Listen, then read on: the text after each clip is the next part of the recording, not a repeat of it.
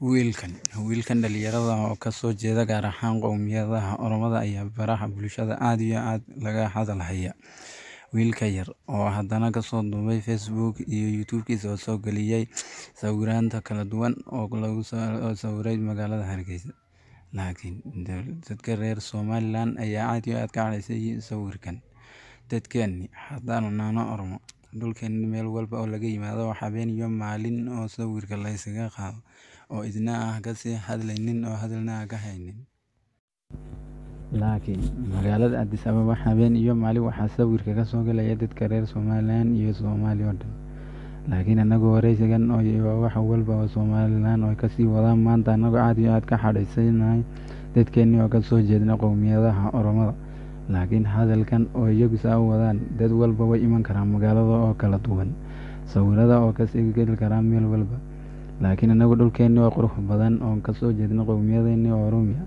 magaalada oo kala duwan oo iyagu habeen iyo maalin ay sawirka iskaga Hargeysa Oromada Itoobiya sacad oo badheedha u sheegteen inay iyagu leeyihiin magaalada Hargeysa waxa buuqi hadalayn xooggan ka dhalay qoraal uu bartiisa Facebook ku faafiyay weyn dhalinyaro oo ka soo jeeda qowmiyadda Oromada kaasoo sawirna ku galay khayraadda caanka ee magaalada Hargeysa. Wiilkaas ayaa qoraalkiisa ku sheegay in Hargeysa tahay caasimada qowmiyadda Oromada door weyn ku leedahay isla markaana ay hore uga sameeyeen waxqabadyo aqooneed iyo mid dhaqanba. Wuxuuna intaas ku daray in taariikh badan oo qowmiyaddiisa Oromadu leedahay magaalada Hargeysa halis ugu jirto in la iloobo haddii aan si rasmi loo qorin. Qoraalkan iyo sawirkan uu wiilkaasi ku faafiyay baraha bulshada ayaa waxa ka cadhooday dad badan iyagoona qoraalkaasi u arkay mid muujinaya sheegasho dhuleed iyo qorshe qarsoon oo qowmiyadda Oromadu ka leedahay mustaqbalka Somaliland. Dood iyo walaaca bulshada ayaa sii xoogaystay kadib markii muddooyinkii ugu dambeeyay magaalada Hargeysa ay ku soo badanayeen dadka Itoobiyaanka gaar ahaan Oromada kuwaasoo halkaasi ka samaysanayay ganacsi iyo shaqooyin fara badan iyagoona lagu tilmaamay kuwa khatar ku ah dhaqanka iyo sidoo kale amniga Somaliland. Sidoo kale waxaa xusid mudan qowmiyadda Oromadu inay taariikhaan aaminsan yihiin dhulka Soomaalidu qayb ahaan iyagu leeyihiin taasoo bulshada Somaliland walaac badan ku abuuray. Qoraalkan wiilkan Oromada ayaa hadda noqday mid si weyn looga doodayo gudaha magaalada Hargeysa iyadoona dad badan ay ku baaqeen dawladdu ka jawaabtay qulqulka Oromada magaalada Hargeysa.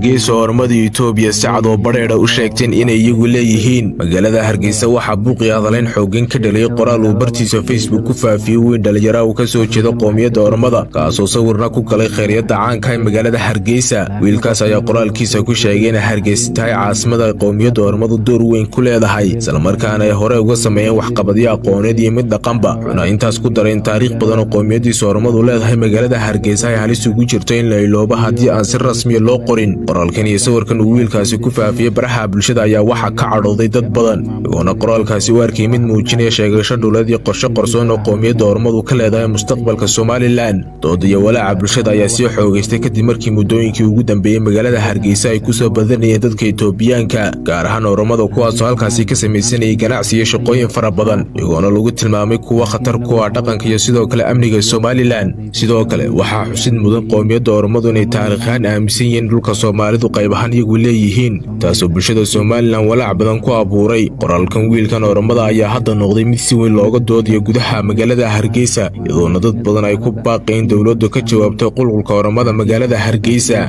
Hargeysa Oromada Itoobiya sacad oo badheedha u sheegteen inay iyagu leeyihiin magaalada Hargeysa waxa buuqi hadalayn xooggan ka dhalay qoraal uu bartiisa Facebook ku faafiyay weyn dhalinyaro oo ka soo jeeda qowmiyadda Oromada kaasoo sawirna ku galay khayraadda caanka ee magaalada Hargeysa. Wiilkaas ayaa qoraalkiisa ku sheegay in Hargeysa tahay caasimada qowmiyadda Oromadu door weyn ku leedahay isla markaana ay hore uga sameeyeen waxqabadyo aqooneed iyo mid dhaqanba. Wuxuuna intaas ku daray in taariikh badan oo qowmiyaddiisa Oromadu leedahay magaalada Hargeysa ay halis ugu jirto in la iloobo haddii aan si rasmi loo qorin. Qoraalkan iyo sawirkan uu wiilkaasi ku faafiyay baraha bulshada ayaa waxa ka cadhooday dad badan iyagoona qoraalkaasi u arkay mid muujinaya sheegasho dhuleed iyo qorshe qarsoon oo qowmiyadda Oromadu ka leedahay mustaqbalka Somaliland. Dood iyo walaaca bulshada ayaa sii xoogaystay kadib markii muddooyinkii ugu dambeeyay magaalada Hargeysa ay ku soo badanayeen dadka Itoobiyaanka gaar ahaan Oromada kuwaasoo halkaasi ka samaysanayay ganacsi iyo shaqooyin fara badan iyagoona lagu baraha bulshada habeen iyo maalin been kala duwan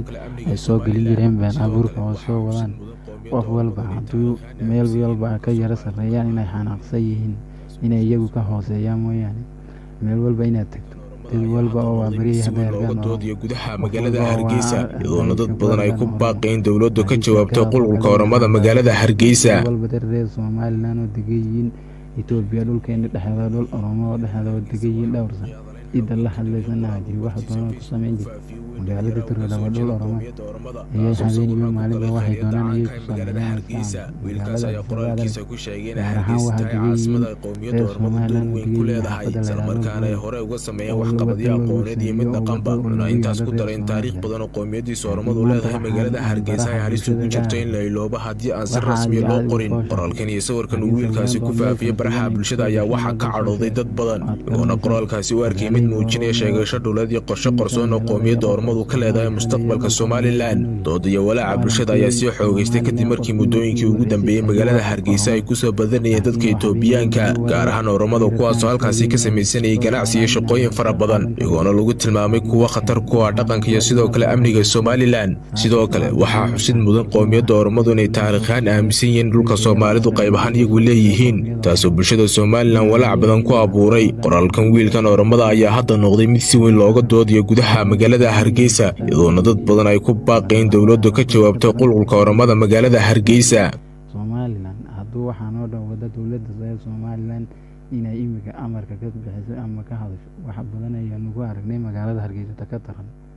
laakiin anagu wax walba hadalka kama soo khasaaran